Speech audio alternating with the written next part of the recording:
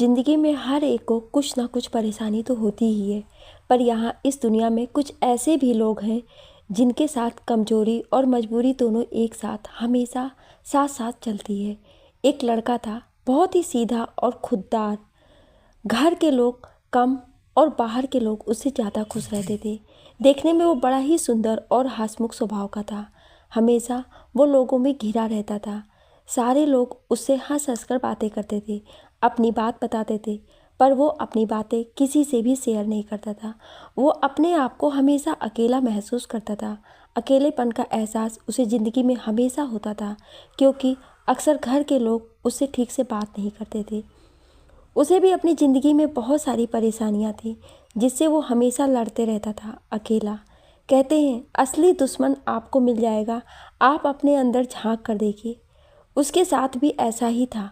वो थोड़ा शक्की किस्म का था। कुछ भी हो, उसमें वो खामियां ढूंढकर शक जरूर करता था। वो लड़का अपने परिवार के लिए जीता था, और उसका परिवार माँ बाप, भाई बहन, भतीजा भतीजी सभी से भरा था, पर किसी को भी उसकी चिंता नहीं थी। इन्हीं सब बातों से वो थोड़ा चिड़चिड़ा सा हो गया था। उसका नाम दीपक था। दीपक नाम बहुत अच्छा था, और उन्हीं के अनुसार उसके सारे गुण थे। सभी के लिए उजाला और खुद के लिए अंधेरा, चाहे जितना भी कुछ कर लो। वो अपने पढ़ाई के साथ कुछ काम भी किया करता था। वो छोटे बच्चों को पढ़ाता था, और कोई और भी कुछ काम बताता था तो वो करता था। किसी से वो अपना खर्च नहीं मांगता था। उसके भाइयों की शादी हो चुकी थी, पर वो शादी नहीं किया था। वो सोचता था कि शायद वो मिल जाएगी। दीपक को सांवली की याद आने लगी। अपनी पढ़ाई के वक्त ही वो सांवली से मिला था। अपने परिवार में वो शादी में गया था, और वहाँ वो अपने दोस्त की भाभी की बहन से प्यार कर बैठा। वो बहुत ही सीधी और सरल स्वभाव की दिखती थी। वो पूरे शादी में सबसे अलग लग रही थी। सिंपल सा रूप था उसका। उसने ज़्यादा मेकअप नहीं किया था, इसलिए वो दीपक को बहुत सुंदर लगी और अपना दिल दे बैठा। जो खो जाता है मिलकर ज़िंदगी में, जीता है ताउम्र वो धड़कनों में। नहीं जानता था सांवली उसको प्यार करती है या नहीं, पर वो उसे भूल नहीं पाता। वो जिस भी लड़की को देखता था उसमें वो सांवली को ही ढूंढता था, इसलिए वो शादी भी नहीं कर पा रहा था। दीपक के छोटे भाई बहनों की शादी हो चुकी थी, और वो अभी तक कुंवारा था। जैसे जैसे उम्र बढ़ रही थी, दीपक वैसे वैसे सबको देखकर जब अकेला बैठता तो अपने आप से वो बहुत अकेला महसूस होता था। और वो क्या करता, किससे कहता? घर में कोई उसका अपना था ही नहीं, और बाहर वाले मुंह पर भले कुछ ना बोलते, पर बाद में मजाक ही उड़ाते थे। इसलिए वो किसी से कुछ भी नहीं कहता। जो बराबर के दोस्त थे वो उससे निजी तौर पर कभी कभी कुछ पूछ लिया करते थे, और वो अपनी तरह से जवाब दे देता। दीपक हमेशा कहता शादी में उसे कोई इंटरेस्ट नहीं है। उसके परिवार में कमाई कम था और खर्च ज़्यादा थे, या कहिए खर्च करने वाले ज़्यादा थे। हमेशा वो सोचता कहाँ से क्या होगा, जैसे तैसे कुछ भी अच्छा करने का सोचता तो हमेशा काम बिगड़ ही जाता। इसी तरह से लगभग वो 28 से 30 साल का हो गया, और अभी तक कुछ भी ऐसा समझ में नहीं आ रहा था। उसके घर में 2 जवान भाई की बेटी भी हुई जा रही थी। उसके घर में सबको उनकी फिक्र हो रही थी, पर दीपक के लिए कोई भी परेशान ना था। जब सोचता था जिस दिन बेटी की शादी करेंगे उसी समय उसका भी शादी करेंगे तो कुछ हेल्प हो जाएगा। एक दिन पड़ोस में एक नया परिवार रहने के लिए आया। सारे मोहल्ले में लोगों का ध्यान उधर ही था। जैसे कि अक्सर होता है, लोग नए नए होते हैं तो उन्हीं के बारे में बातें करते हैं। उसका हस्बैंड बैंक में था, उसके 2 बच्चे थे। बड़े ही अलग किस्म के लोग थे, और लगता है घमंडी हैं। लोगों के मुंह पर तरह तरह की बातें हो रही थी। एक दिन दीपक के कानों में भी पड़ी। उसके कुछ दोस्त बातें कर रहे थे, और देखो ये तो वही है सामने घर में जो आई है, वही है ना, देखो देखो रागनी, वाह देखो कितनी खूबसूरत है, क्या स्टाइल है। सभी देख रहे थे। सभी ने दीपक से देखने को कहा, पर वो मना कर दिया। फेसबुक पर सभी उसकी तस्वीरों को देखकर बोल रहे थे। दीपक वहाँ से उठकर चला गया। इसी तरह कुछ दिन बीत गया। जब रागनी का पति ऑफिस चला जाता था, तभी रागनी घर के बाहर छत पर दिखाई देती थी, या फिर कभी कभी उसके गाना गुनगुनाने की आवाज़ आती थी। कभी कपड़े फैलाने छत पर जाती, तो खुलकर मुस्कुराती हुई नजर आती थी, और जब उसका पति घर पर होता था तो वो कहीं भी दिखाई नहीं देती थी। शायद वो अपने पति से डरती थी। सारे मोहसरे में उसके पति को देखकर लोग तरह तरह के ख्याल करते थे। कोई कहता था बहुत ही खड़ूस टाइप है, लगता है पता नहीं बेचारी कैसी रहती होगी उसके सामने, देखने में तो अजीब सा है, एकदम ही कड़ा चेहरा बनाकर रखता है हमेशा। और रागिनी देखने में सिंपल है पर कितनी अच्छी लगती है। जब बच्चों के साथ खेलती है तो वो बच्ची ही नज़र आती है, और कितनी मासूम है, उम्र का तो पता ही नहीं चलता है, लगता ही नहीं कि इसके ही बच्चे हैं दोनों। कुछ दिनों बाद एक दिन रागिनी दीपक की दुकान के सामने कॉस्मेटिक की दुकान में कुछ सामान खरीदने आई। तभी पहली बार दीपक ने उसे देखा और देखता ही रह गया। अरे ये क्या, ये तो शामली है। दीपक की दुकान में कुछ ग्राहक थे, वो उठकर जा भी नहीं पाया। थोड़ी देर के बाद जब ग्राहक चले गए तो वो अपनी इच्छा को रोक नहीं पाया और अपने दोस्त की दुकान में जाकर पूछा, ये कौन है? अरे वही तो है जो फेसबुक पर हम लोग देखते हैं, हमारे घर के सामने जो कुछ ही दिन पहले आई है। रागिनी का बड़ा ही खड़ूस पति है, इसका बेचारी पता नहीं कैसे रहती होगी। ये सब सुनकर दीपक परेशान हो गया। दीपक फेसबुक पर नहीं था। उसे ऐसी बेचैनी हो गई कि वो जल्दी एक दोस्त की मदद से अपना फ़ोन पर फेसबुक खोला, शामली का फ्रेंड रिक्वेस्ट भेज दिया। इधर रागिनी ने जब उसकी तस्वीर देखी तो अचानक से दिल की धड़कन बढ़ने लगी और वह उसे बहुत देर तक देखती रही। कितना इंतज़ार किया था उसने कि दीपक आएगा कभी फिर से और वो कह सकेगी कि वो भी उससे प्यार करने लगी है। शादी के समय दोनों जब बहुत हंस हंस कर बात कर रहे थे तो दोनों को ऐसा कुछ भी महसूस ना हुआ, और इसी तरह हंसी मजाक के समय दोनों ने एक दूसरे को स्पर्श कर लिया। और मजाक करते समय दीपक का ध्यान कुछ और था और उसने शामली के गाल में एक किस ले लिया। इन्हीं सब छोटे छोटे बातों को वो भूल नहीं पा रही थी। ये उसका पहला एहसास था जो दीपक ने उसे दिया था।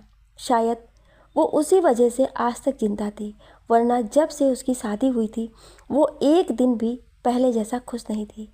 रागिनी का पति बहुत पैसे वाला था और वो हमेशा काम में ही बिजी रहता था, ऑफिस से घर, घर से ऑफिस। उसके बाद जब घर में होता तो अपने आप में ही उसे टाइम नहीं मिलता। वो उसे एक बार भी मुस्कुरा कर बातें नहीं करता था, हमेशा उसे डांटते रहता था। रागिनी सोचती उसने ज़रूर कोई पाप किया है। मैं जितना भी उसके करीब जाती हूँ और उसे ध्यान देती वो उतना ही परेशान करता है। आखिर किया क्या है उसने? उसे कोई फ़र्क नहीं पड़ता था। वो कोई भी कपड़े पहन ले, कैसे भी तैयार हो, बस वो चाहता था कि रागिनी सबके सामने अच्छे से रहे। इसलिए वो कुछ समय रागिनी को देता था ताकि लोग उसे ये ना कहें कि वो अपनी पत्नी का ख्याल नहीं रखता। अचानक से कुछ आवाज़ हुआ और रागिनी का ध्यान टूट गया। दीपक ने उससे मैसेंजर में बात की तो रागिनी उसे अपना नंबर दे दी और फिर दोनों की बातें होने लगी। शामली का स्कूल का नाम रागिनी था, पर दीपक को पता नहीं था और ना ही उसे अच्छा लगता था। फेसबुक पर उसे देखकर उसे बहुत गुस्सा आता था और कभी कभी सोचता था कि वो बदल गई है, पर जब वो बात करती तो सब कुछ भूल जाता और उसकी बातों में खो जाता था। उसने कभी सोचा ही नहीं था कि अब वो मिल पाएगा, और ऐसे खड़ूस पति के साथ देखकर उसे अपने आप पर भी गुस्सा आने लगा। सोचने लगा कि उसकी जिद की वजह से वो वहाँ नहीं गया। बात करते समय शादी में रागिनी दीपक से बोली थी कि वो उसे प्यार नहीं करती। रागिनी मजाक से बोली थी और दीपक गुस्से में वहाँ से चला गया और दोबारा नहीं आया। और आज इस हालत में देखकर उसे बहुत बुरा लगता था। उसने अपने मन में सोच लिया कि क्या हुआ, शादी नहीं करेगा। रागिनी जब भी बात करती उसे बहुत समझाती, ज़िंदगी में आगे बहुत सारी कठिनाइयाँ होती हैं जिसमें पति पत्नी का साथ जरूरी होता है, इसलिए शादी कर लीजिए। दीपक कहता, खुश हो तुम अपनी शादी से? क्या होता है शादी करके, मेरे लिए मेरा पहला प्यार और एहसास ही बहुत है। जी लूँगा मैं उसके सहारे, उसे याद करके ही रह लूँगा। भगवान तुम्हें खुश रखे, तुम मुझे सलाह मत दो। रागिनी क्या करती, उसके बस में कुछ नहीं था और उसके 2 बच्चे भी थे, इसलिए वो उसका साथ भी नहीं दे सकती थी। वो अपने भविष्य को अच्छा करने के लिए अपने बच्चों का भविष्य को नुकसान नहीं पहुंचा सकती थी। कहते हैं प्यार अगर मिल जाए तो अपनी कसक खो देती है, और सच्चा प्यार मिल नहीं पाता।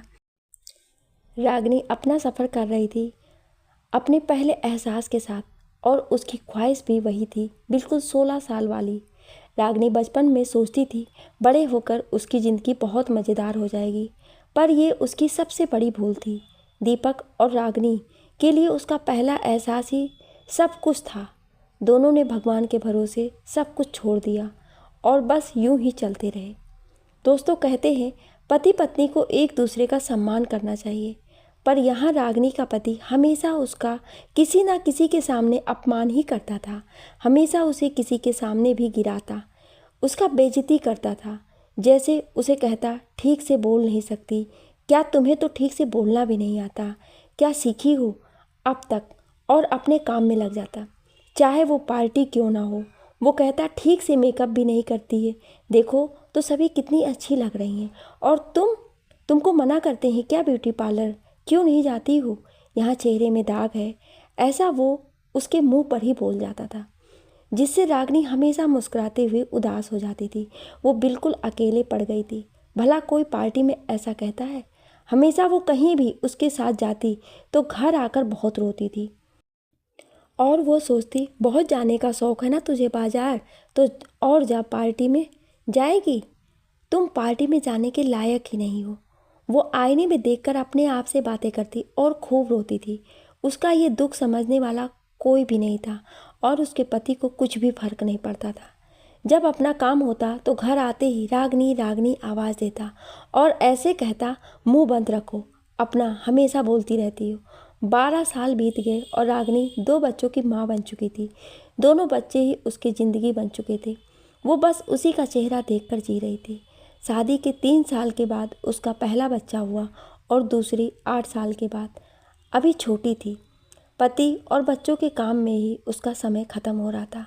उसे अपने लिए भी टाइम नहीं मिल पाता, पर कभी कभी उसे किसी से बात तो करने का मन करता था। सो इसलिए उसने फेसबुक ऑन किया।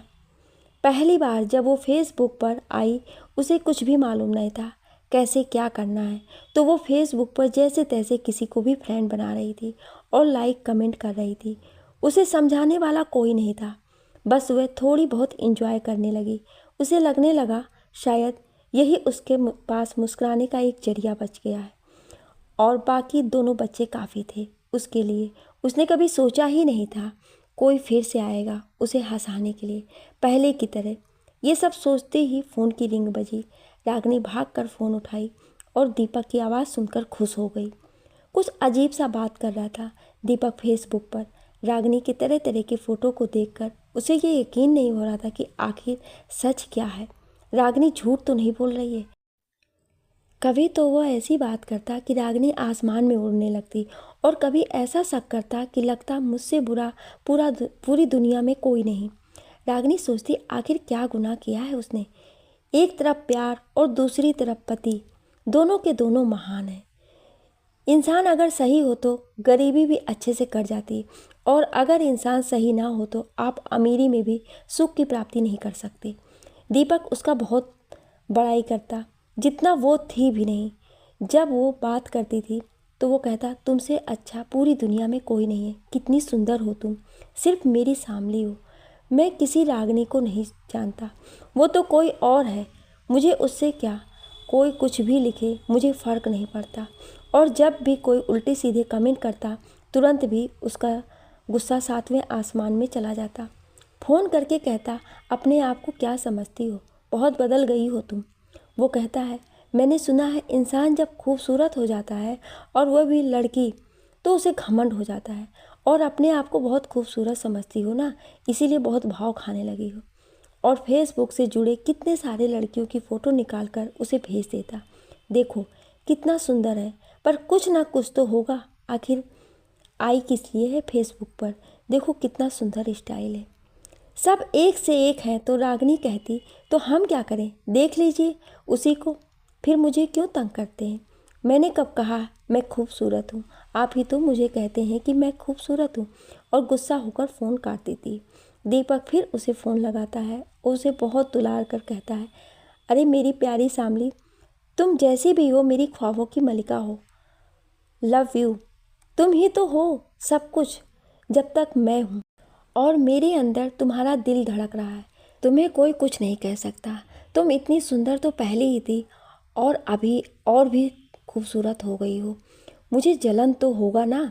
शामली हमेशा उसे सच ही बताती, पर उसे पता नहीं क्यों लगता कि वो उससे छुपाती है। बात बात पर कहता, बताओ शामली, आखिर सच क्या है। उसे हमेशा लगता कि आखिर वो फेसबुक पर क्यों आई। उसका पति देखने में तो खराब नहीं है और वो भी कितनी सीधी थी पहले तो, अब ऐसा क्या उसे कमी थी जो वो दुनिया वालों से शेयर करना चाहती थी। दीपक सोचता, मैं तो गरीब हूँ। अगर शामली जैसी लड़की को कमी हो सकती है तो क्या मैं किसी भी लड़की को खुशी देने लायक हूँ। मेरे पास तो कुछ भी नहीं। और इधर शामली सोचती, दीपक इतना तो पहले ऐसा नहीं था, अब ऐसा क्यों हो गया। वो जितना भी दीपक को समझाने की कोशिश करती, वो उतना ही उससे अधिक बहस करता, घंटों इसी में वक्त बर्बाद करता और बाद में अफसोस भी करता रहता था। कभी कहता, तुम ही तो हो जिससे मैं सब कुछ कह सकता हूँ।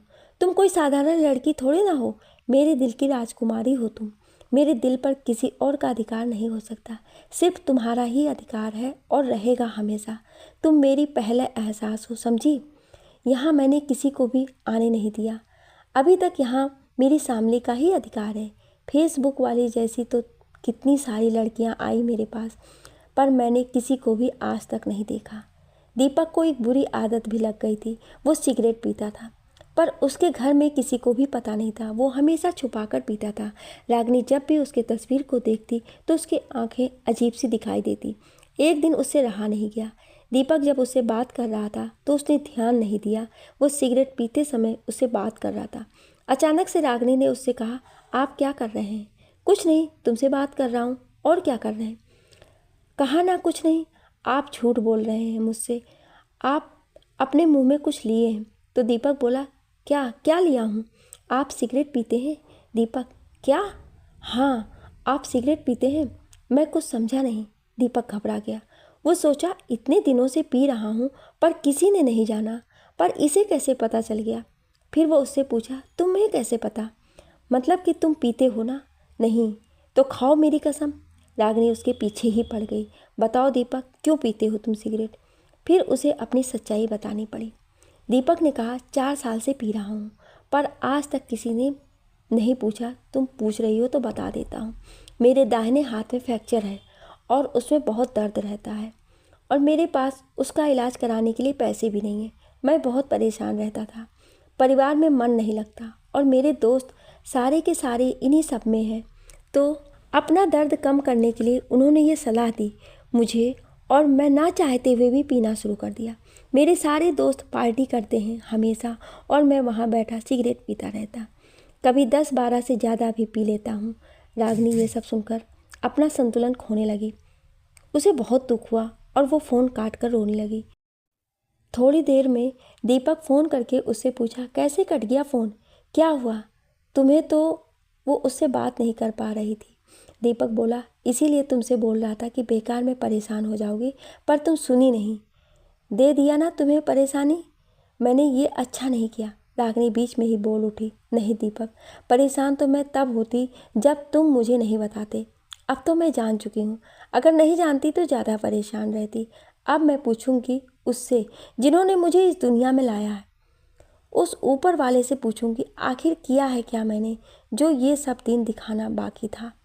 आखिर क्यों हुआ ये सब मेरे साथ। मैं हमेशा जिन चीज़ों से परेशान रहती थी वही होना था। बचपन से ही मैंने उसकी पूजा की है और उस भगवान ने मेरे साथ क्यों किया ऐसा। वो रोने लगी। रागिनी कुछ दिनों तक बहुत उदास रहने लगी। अपना पति आकाश, दोनों बच्चे और दीपक सभी के बारे में सोचते रहती। उसकी तबीयत खराब हो गई। 2 दिन फ़ोन नहीं आया। तीसरे दिन उसका पति जब ऑफिस चला गया तो उसने खुद ही फ़ोन किया और कहा, क्या हुआ बाबू, तुम मुझे फ़ोन क्यों नहीं की, कैसी हो तुम। बुखार में भी रागिनी एकदम से भावुक हो गई। बाबू सुनकर उसे बहुत अच्छा लगा। फिर उसने बताया उसे बुखार है इसलिए फ़ोन नहीं कर पाई। दीपक बोला, मैं तुम्हें फेसबुक पे भी नहीं देखा तो परेशान हो गया। ऐसा मत करो बाबू, तुम अगर बीमार हो जाओगी तो मुझे कैसा सहारा मिलेगा। इस तरह की बातें तो वो अपने पति से सुनना चाहती थी, पर उसने उसे कभी भी इस लायक नहीं समझा। आज जब वो ऐसे शब्द सुनी उसका मन बहुत ही खुश हो गया और फिर वो दीपक से बातें करने लगी और बोली, आपके मुंह से बाबू सुनकर तो लग रहा है मैं यूं ही बीमार ही रहूं, और हंसने लगी। तो दीपक उसे बड़े प्यार से डांटा और कहा, ऐसी बातें दोबारा मत कहना, मैं तो चाहता हूँ मेरी शामली हमेशा खुश रहे, मुस्कुराती रहे। आकाश का आने का टाइम हो रहा था, फिर शामली फ़ोन रख दी। रात का खाना खाने के बाद सभी सो गए, पर उसे नींद नहीं आ रहा था। सोचने लगी कैसे 12 साल पहले उसकी शादी हुई थी। आकाश देखने में बड़ा ही सीधा साधा था। सभी के मुंह पर यही बात थी, कितना अच्छा लड़का है, देखने में कितना सुंदर है, पर कौन जानता था इस सुंदर शक्ल के पीछे क्या है। शादी की पहली रात ही उसने शामली को अपने बारे में बताया कि वह किसी और लड़की से प्यार करता है और एक उसकी गर्लफ्रेंड भी है जहां वो अपना समय बिताता था। शादी के पहले वो बड़े वक्त से सभी बातों को बता रहा था और शामली सभी सुन रही थी। शामली का मन घबरा रहा था, पर उसके पति को कुछ फर्क नहीं पड़ रहा था। वो अपने प्यार के बारे में बताकर खुश हो रहा था। ये भी नहीं सोचा कि आज उसकी पहली रात है। उसके बाद बहुत कुछ बोलता रहा, फिर सुबह जल्दी ही हो गई। बहुत बड़ी फैमिली में उसकी शादी हो गई थी। सभी लोग अलग अलग तरह की बातें कर रहे थे, जिससे यही समझ में आ रहा था कि आकाश बहुत ही सीधा है। सीधा साधा आकाश ऐसा होगा रागनी ने सपने में भी नहीं सोचा था। शुरू से ही वो रागनी से सिर्फ अपने काम से ही बात करता था, वरना रात से सुबह, सुबह से रात उससे किसी भी बात से कोई फ़र्क नहीं पड़ता था। रागनी शुरू से ही आकाश से बात करने के लिए तरस जाती थी। वो अपने साथ उसे बहुत करीब तभी लाता जब उसकी ज़रूरत होती, वरना उसकी तरफ देखता भी नहीं था। शादी के 2 महीने बाद वो उसे पहली बार मार्केट ले गया और उसे बोला, तुम्हारे साथ तो मार्केट चलने में भी शर्म आ रही है। तुम तो बिल्कुल गंवार के जैसी घूंघट में चल रही हो, तुम्हें कुछ भी अकल नहीं है। इसमें रागनी की क्या गलती थी? घर में सभी दिन भर छोटे होने के कारण उसे दिन भर घूंघट में रहने को कहते हैं, तो उसकी आदत हो गई थी। और पहली बार वो घर से निकली थी, तो उसे क्या मालूम यही बात वो ठीक से भी बोल सकता था। वो जब भी बात करता था अपनी गर्लफ्रेंड का नाम लेता था और लास्ट में बोलता था, चलोगी उससे मिलने, बहुत अच्छी लड़की है। एक दिन रागनी उससे मिलने को तैयार हो गई। वहीं दूसरे मोहल्ले में आकाश की दीदी का घर भी था, तो आकाश अपनी बहन के यहाँ उसे घुमाने ले गया और उसी बहाने वो अपनी गर्लफ्रेंड से रागनी को मिलवाने ले गया। आकाश जब भी बड़ाई करता था, रागनी सोचती आखिर कुछ तो बात होगा उसमें जो मुझ में नहीं है, इसलिए एक बार मिलना चाहती थी। यही सोचकर वो आकाश के साथ उसके घर मिलने गई, पर इसमें कोई बात ना था। वो भी एक साधारण लड़की थी। अब रागनी के मन में बहुत सारे प्रश्न उथल पुथल होने लगे। उसे बहुत सारे शक भी होता था। क्या आप इस कहानी का अगला भाग सुनना चाहते हैं?